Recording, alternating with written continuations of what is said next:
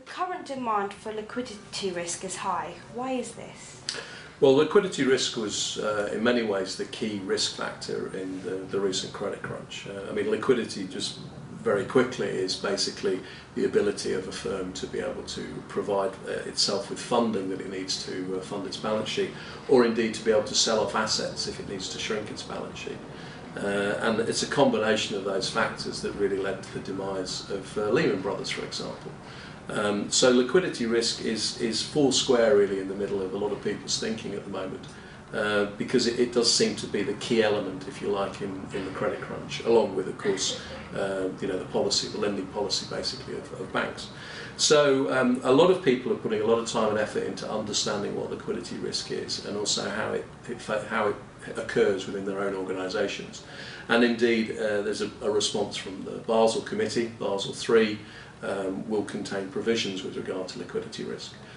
So liquidity risk itself is very much a topic of the moment, and a lot of people are looking to understand more about it. It's in general, very poorly understood, and I think it's something that really has come into focus with the credit crunch in the last few years. The credit crunch shows just how damaging a lack of liquidity can be to some of the largest of organisations.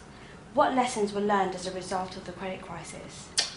I think the lessons are still being learned as we go forward, but certainly I think for firms like Lehman Brothers, for example, liquidity really was a key factor in their demise.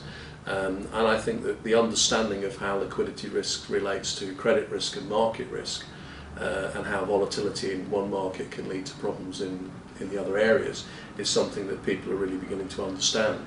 And as a result of that, a lot of people, a lot of firms are modifying their risk management practices, and they're also looking at more integrated risk, i.e. risk including credit, market, liquidity risk together.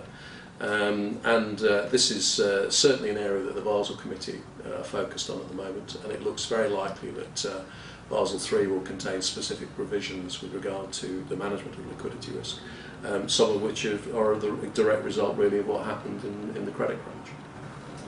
What are the practical benefits of attending this particular course?